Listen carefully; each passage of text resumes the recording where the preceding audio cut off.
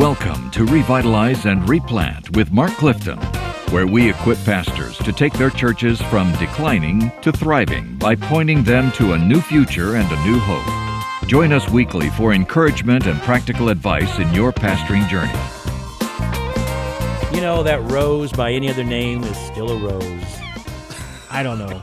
We're going to talk about church names today. Where does that saying come from, by the way? Huh? That was Charles Spurgeon. Was that a Spurge? It's Shakespeare. I'm just kidding. If you don't like this podcast, well, it's probably a pretty big club. But if you don't like this particular episode, you can blame Thom Rainer. There you go. And I know Tom's listening because he records every episode of mine. But Dr. Rainer, as you're listening to this, we're going to use your blog on contemporary trends in church names. Come on. And as everything else, Dr. Rainer has done exhaustive research in church names. It didn't take long. There are only 2 of them now people use. Now there's a few more than that. But they do tend to use the same names over and over and over. Yeah. And we're going to offend some of you because these are your church. Some of them, you're right, Mark. So here's hold on. Before we jump in, though. Yeah, what? Clifton, I like going to you because you got a little more gray hair than we do. I do. When you were growing up, yeah. This was a foreign, churches, totally. You either were, First United Methodist, First Baptist. You didn't have here were the names. And by the way, Third Second Baptist. Baptist, Third Baptist. By the way, I'm Mark Clifton. This is Mark Hallock. Oh, yeah. Hey. Yeah. What's up? Mark. And JimBo Stewart is with us. JimBo Stewart. Glad to be with you. Dan Hurst is not with us right now, so JimBo's setting in just so Mark and I don't completely go off the rails. That's JimBo's job. We're at the Southern Baptist Convention as we record this. Indianapolis. And I realize when you hear this, that will have happened months ago probably. But right now, we are at the Southern Baptist Convention. We found a little cubby hole, and we're stuck in there, and we're doing these podcasts at the SBC. And we have a big luncheon tomorrow that I'm supposed to speak at. Yeah. And I got an email. My wife saw it. I showed her. She sees all my emails if she wants to look at them. There was an email from NAM that said Mark Clifton will be speaking at this luncheon, and the host for Mark Clifton will be JimBo Stewart. Yeah. And, of course, JimBo works on our team. And so they basically told me my job is to make sure you arrive where you're supposed to be, when you're supposed to be there. And I was like, how is this different from my everyday job? Yeah. I know, that's what he always does. All right, so we are here at the Southern Baptist Convention in Indianapolis, Indiana, and we're going to talk about the Law Amendment. No, we're not. We're going to talk. We have that episode. You can go back and listen to it. We do have one. Yeah, you can go back and listen. We don't need to say any more about it. This is about church names. Now, you asked me the question. When I was a kid, you did 2 things. You either did geographic, 12th Avenue, or South Side. Yep. When I planted, the first church I planted was 1983, and there was a Castle Woods subdivision. So we called it Castle View. So it was very much connected to geography. Neighborhood. So the Castle Woods neighborhood. And you would always have the denomination in the title. Yeah, Ruskin Heights Baptist Church because of the Ruskin Heights neighborhood. So you identified with the neighborhood. Or there was a short list of biblical names: Calvary Baptist, Emmanuel Baptist, Trinity Baptist, all the different mountains, Bethel Baptist. Yeah. There was a handful, but you never. Those were it. It was either geographical, related to a street you were on, or a part of town, or it was one of those handful of Calvary, Trinity, biblical, Bethel, Bethany Baptist, those kinds of things. Yeah. I when did it start to shift? Probably Saddleback Valley Community Church was like, well, that's a little different. And then it had to be the 80s, 90s. Probably in the 80s. Church growth kind of movement. Yeah. For sure. And so what Rainer says here, the days when you could figure out even what a church was by its name are gone because they always had Methodist or Baptist or Presbyterian, but not anymore.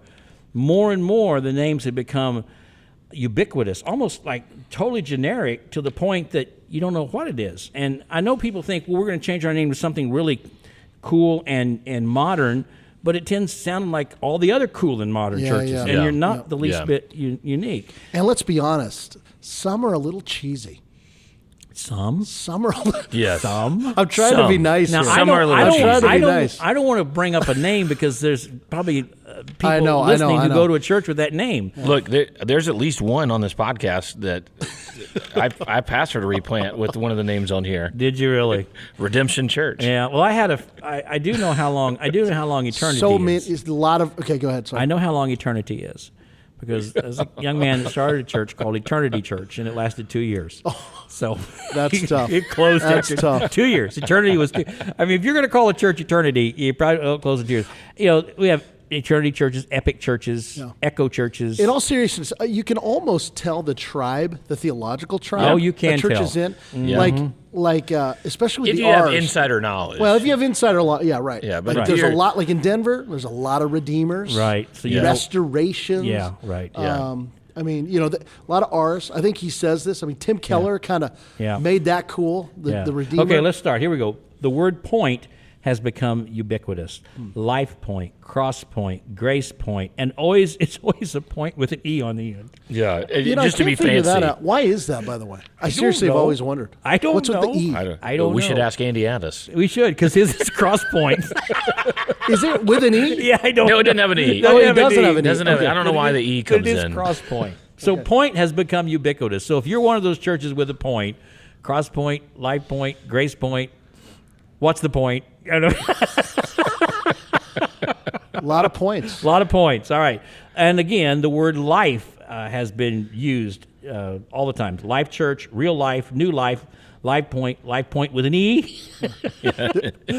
That's so true, man. There's a lot of. I'm just thinking about what's cool here is you're in Kansas City, you're in Jacksonville, I'm in Denver. Right. Oh yeah. Are there a lot of life Yes. Yes. where you are? Life church. Yes. Life types? church, all different kinds I mean, of Life life. Church is the largest church, right? Yeah. It's out of Oklahoma. Out of Oklahoma. Right, yeah. Lifechurch.tv, Yeah, that kind of thing. yeah.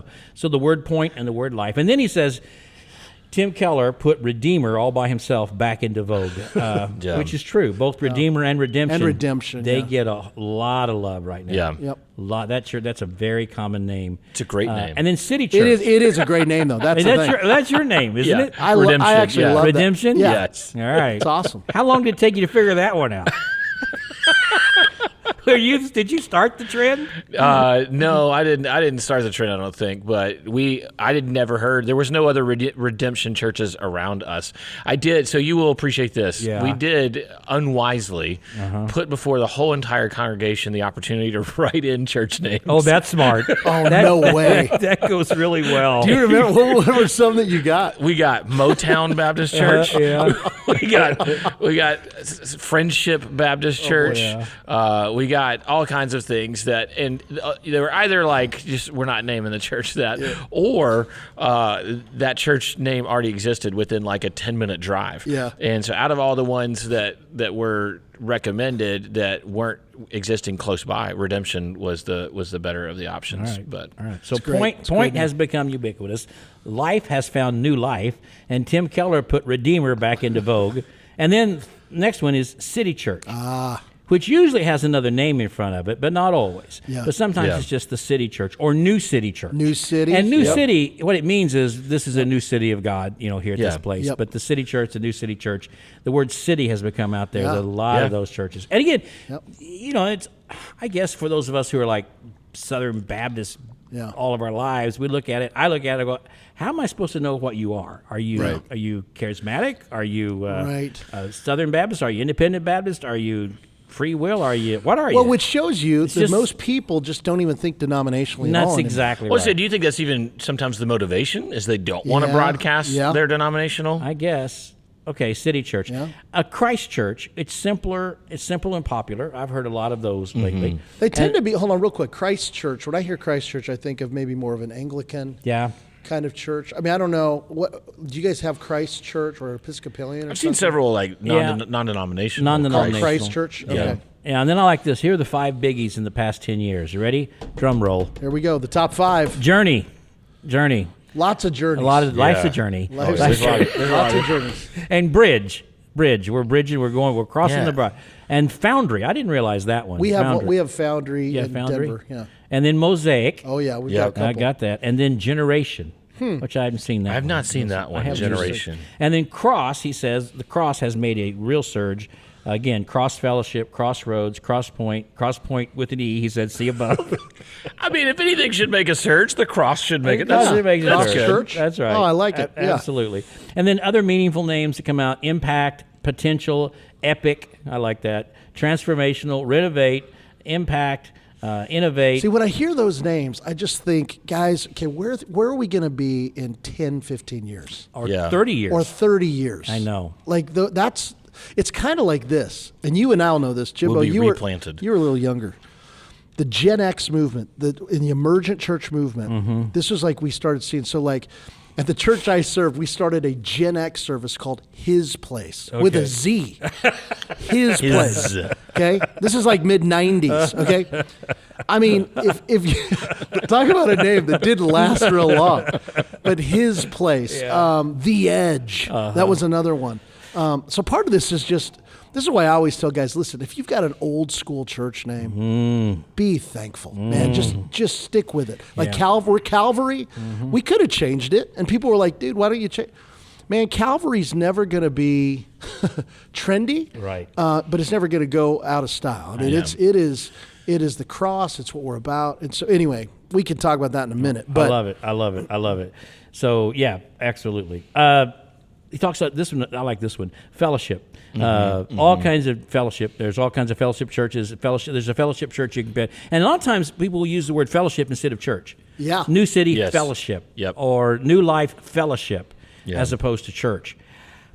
I don't really understand that because what's wrong with church? I mean, do you think that was like a church growth thing? People don't want, like, they're turned off by church. Let's call it a fellowship. I don't know. It's about as churchy of a word as you can find. I was interim pastor of a church in Pleasant Hill, Missouri, and it used to be First Baptist Church of Pleasant Hill, and they changed the name to Grace Family Fellowship. Okay. If I'm an unchurched person, I'm going to ask, is there a difference between a family fellowship and a church? Yeah. Those are two different words. Do they mean the same thing? And I don't understand that. I mean, church is it's been around for a while. People know what church. They know what church that's right. is, and I don't know why the use of we're a fellowship. Well, write me. Do a replant at nam.net and tell me why you chose fellowship instead of church. No, seriously, I that's a really good would question. like. I'd like to know Yeah. what the reason is, because as Rainer points out, that's become more and more popular.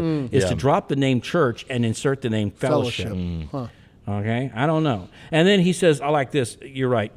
Any kind of grace is usually used by the Reformed community. Yep. Not just sovereign grace, but just grace in itself. Just grace church is often that. Sometimes the word Trinity is also used by the sovereign. By Reformed, you have Trinity Baptist. And because of Keller, we said I think a lot of Redeemer. When I see a Redeemer, I tend to think it probably Reformed. Redeemer or Grace or Trinity, probably Reformed. And then also he talks about many churches like the New Factor, and they'll put new in front of it. New song, new point, see above, new hope, a new life. Yeah, so we're going to put new in front of that as well. And then moving up, he says we have Elevate, Vertical, and Summit. So we've got some moving up churches. Look, we're just having fun on this podcast. We're not picking any part, except to say, and I like this one, not an English name. So Ecclesia with a K or with a double C, Koinonia, Agape. So you pick something from Latin or Greek or something along those lines. That's tough. That's a tough one. Okay, so all of this to simply say, what's in a name and why do we name our churches? And I agree with my brother Hallock. I think you got to look at what's it going to look like 30 years from now, and how does it identify with the community? When I went to Warnell Road, we toyed with the idea of changing the name, and we started to, but then I backed off because, I don't know, the church was on Warnell Road, for goodness sakes. It had been on Warnell Road since 1921, and Warnell Road was a very busy road, and so that's Warnell Road Baptist Church. Yeah. If I were to change the name to the church at Brookside, which I thought about doing, that sounds kind of cool, a little trendier and all that kind of stuff. But then it's like, well, wasn't that Warnell Road? Didn't that used to be? Yeah, but now we're the church at Brookside. Yeah. Well, what's that mean? What happened to Warnell Road? Will it die? Churches die? I didn't know. I mean, I know it just raises all kinds of issues. And what I'm grateful for is that while Warnell Road Baptist Church was a hot mess 15 years ago, down to 18 people and really a hot mess, today it's incredibly healthy. Yeah. And we not only saw God redeem the church, but we saw God redeem the name. Yeah, that's right. And I love that. And there's only one Warnell Road Baptist Church in Kansas City, and that's it. Yep. You know, there are a lot of crossroads and cross points and New Life and New City, but there's just one. A great point. And I like that. So. I'd say, too, and I'd love to get your thought, I think when you're talking names, if you are changing a name or you've got a create a name. Say you're planting a church. Let your theology and convictions drive you, not pragmatism. Mm-hmm. Pragmatism is never lasting. It just isn't. Because pragmatism answers what works. And really, it's what works now. And I would just say this. When I look at some of these names, I would just say, man, give it a name that's gonna last, at least a while. Yeah, right. That aligns with the convictions of who you are as a church and what you're about. And lead with that. Don't be ashamed of that. Yeah. Listen, as cool as you think your name is, lost people aren't coming to your church because it's cool, okay? Right. So don't try to lead with cool. Lead with faithful. Lead with conviction. Look, I know I'm a curmudgeon-y old man. I can't help it. I'm just kind of embracing it. And but, if I go to a bank, I don't want to go to a bank with a cool, trendy name. I want to go to a bank that's got like First National or Commerce Bank. I mean, I want something. This is important stuff, right? Yeah. They're going to take care of my money. Well, yeah, and I think, don't you, when you name your church, do you really want it to be something sort of trendy that everybody's naming right now, that's like it's here today and gone tomorrow, or something that looks like, I don't know, it's been around for 2,000 years. Yeah. So if you pick a name like Trinity or Calvary, or you pick a name related to the community, then you're identifying with that community, 12th Avenue Church, or as I said, Castle Woods Church in the Castle Woods community. I mean, to me, that just makes so much more sense than trying to, and sometimes I think we name churches because we like to know what it would look like on a logo, how our friends would look at it, would we feel, and it really, I think you're right, we've got to look at a whole different situation. Yeah. I think, so I have an analogy for you in our community. As far as like, you can change the name, but if you don't change the culture, then it doesn't matter. Yeah. So there's an apartment complex just down the road from our church, over 600 units, used to be in the 70s the place to live for up-and-coming young families. But over time, Jacksonville's changed a lot, and now it is not. Now it averages 6 911 calls a day. And so they have, in the 10 years that I've lived in Jacksonville, they have changed the name of that apartment complex, I think, 6 or 7 times. Wow. And I went to the owner, because we were doing ministry there, we were doing partnership there, and I said, man, why do you keep changing the name of the apartment complex? And he said, man, just to be honest, because when you Google the name of the apartment complex, it's all bad news. and he said, so I need, whenever you Google this, for it not to be that somebody got shot here last week. And so that's where that honestly was part of what God used to open the door for me to do some ministry there at times. It was like, you got to change the culture. Changing the name. Yeah. Changing the name is not going to do anything, and you're going to be like an apartment complex. You're going to end up changing it 7 times if you think that's going to do anything. Yeah. And so I think, man, focus on changing the hearts of the congregation to love well and love the community well, and make the gospel known. I love it. So we'll put this in the show notes. Again, it's from a blog that Rainer did on current trends in church names, and we'll see where that goes. I'm considering planting a church. I really am. I haven't quite. Not sure that's what the Lord wants me to do, but I'm considering it. You've kind of already started. Kind of, and the name I'm considering is just Emmanuel with an E, Emmanuel Church. I love it. Yeah. I like that. I think it'll be good 100 years from now if the Lord doesn't return. That'd be good. I love that, man. No, I'm sorry. It's Emmanuel Point. Oh, Emmanuel New- Point. new With an E. With an E. It's With New an Life. E. New Life Emmanuel Point. New Life Emmanuel Point Fellowship. Hey, if you have any of those names in your church, please subscribe, all right? Please subscribe. 2 episodes a week. That's right. If you didn't like this one, just wait till the next one. That's right. You probably won't like it either. But we really do need your subscriptions. We do. We need them badly. So subscribe and listen on a regular basis. And we do care about you, and we care about this work, and we care about your church. And at the end of the day, it doesn't really matter what you've named it. Hope you've listened this long so you can hear me say this. All that matters is how you proclaim the name of Jesus. Amen. All right, we'll see you later. Bye. Thanks for joining us today on Revitalize and Replant. This podcast is brought to you by the North American Mission Board, where we help dying or struggling churches regain health for the glory of God and the good of their communities. If you found this conversation helpful, don't forget to subscribe to the podcast on your favorite platform. To learn more about becoming a replanting pastor or to explore resources about revitalization for your own church, visit churchreplanters.com.